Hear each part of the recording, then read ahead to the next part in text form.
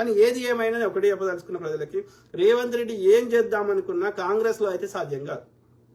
మళ్ళీ టీడీపీకి పోతున్నావు, మళ్ళీ బీఆర్ఎస్కి పోతున్నావు, మళ్ళీ బీజేపీకి పోతున్నావు సాధ్యమేమో, కానీ కాంగ్రెస్లో మాత్రం రేవంత్ రెడ్డి ఆయన ఇష్టం ఉన్నట్టు చేస్తా అంటే లేదు, అట్లా ఆ వ్యవస్థనే లేదు. ఒక రెండు ఆయన మాటకి ఒక 5-10% వాల్యూ ఇస్తే ఎక్కువ, ఓకే, అంతకుమించి ఏం లేదు. సమిష్టి నిర్ణయాలు ఉంటాయి కాంగ్రెస్లో. నీలా హరీష్ ఈ బీసీ అనే వాళ్ళు కూడా కేంద్రంలో ఉన్న బీజేపీ అనడానికి చేత కాదు. బీసీ విధానాన్ని అమలు చేస్తారని రెడీగా ఉన్న కాంగ్రెస్ మీద నిందలు మోపుతారు. కావద్దు, సమస్య పరిష్కారం కావద్దు. 30 ఏళ్ళైనా సరే ఎస్సీ సబ్ డివిజన్ కావద్దు. సమస్య పరిష్కారం అయితే వీళ్ళకి బతుకులు ఉండయి. బీసీ నాయకులు అని చెప్పుకునే వాళ్ళకి అలా ఉండయి బతుకుతారు. బీసీ వాదం మీద ఓట్లు అడుక్కోలేరు. కాబట్టి సమస్య పరిష్కారం కావద్దు. తెలంగాణ వాదం మీద ఓట్లు అడుక్కోవడానికి ఉండదు. కాబట్టి ఎవడైతే కాంగ్రెస్ సమస్య పరిష్కారం చూపెడతా అంటే వీళ్ళకి లాగులు తడుస్తాయి. ఇప్పుడు ఆంధ్ర వాళ్ళు ఏది కేసీఆర్ మీద ఒక్కరికి పగలేదు, కాంగ్రెస్ మీద పగ ఉంది. ఎందుకంటే కేసీఆర్ తోటి సాధ్యం కాదు. వాడు ఎంతోరైనా వాడు పొలిటికల్ గెయిన్ కోసం చేసిండు తప్ప అది నిజంగా సమస్య పరిష్కారం కావాలని కాదు. సమస్య పరిష్కారం చేసే వరకు వీళ్ళకి ఆ సమస్య మీద బతుకుదామంటే నడుస్తలేదు. మందకృష్ణ మాదికైనా అదే పరిస్థితి, ఇలా బీసీ నాయకులకైనా అదే పరిస్థితి. సమస్య పరిష్కారం కావద్దు, సమస్యను చూపెట్టి నడిపించాలి, వీళ్ళ రాజకీయ లబ్ధి చేకూర్చుకోవాలి. దొంగలు ఎప్పుడు ఓట్లు వస్తే అప్పుడు ఏది మాదిగ దండోరాన్ని పెట్టేటోడు. సమస్య పరిష్కారం అయితే మనసు ఉంటుంది. Correct brother. దొంగల్ రాజేష్ మామిడిపల్లి. కాంగ్రెస్ అధికారంలో ఉంది కాబట్టి వీళ్ళ చిల్లర వ్యాపారాన్ని బంద్ అయిపోయాయి. కేసీఆర్ ఇచ్చినట్టు కాంగ్రెస్ వాళ్ళు చిల్లర ఇవ్వరు. ఇవ్వనే ఇవ్వం. ఓకే, చిల్లర ఇవ్వం. మీ శైల చిల్లర కాదు, మీరు చిల్లర ఇచ్చే స్థాయికి ఎదగాలనేది మా బాధ. నువ్వు చిల్లర తీసుకునే స్థాయిలో ఉండొద్దు, అంతకు మించి ఉండాలి. ఓకే, ఇచ్చే స్థాయిలో ఉండాలి కానీ తీసుకునే స్థాయిలో ఉండొద్దు.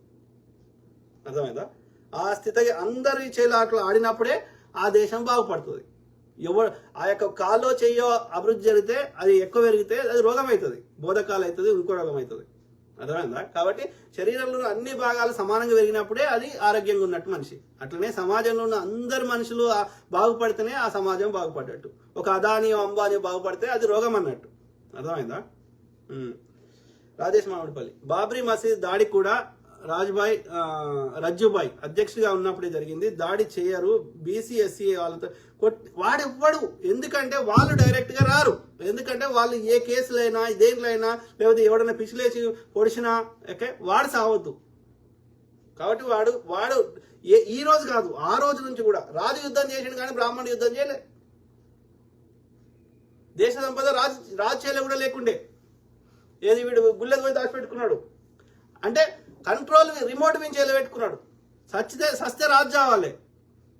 సేమ్ థింగ్ ఇక్కడ. ఓకే, జంబికత్తులు పట్టుకునేవాడు ఈ బీసీ పొరగాళ్ళు. ఒక్క బాపనోడు పొరగాడు వస్తాడా? రాడాడు. సో కాబట్టి మనకు బుద్ధి లేదు. వీడు ఎందుకు వస్తున్నాడు?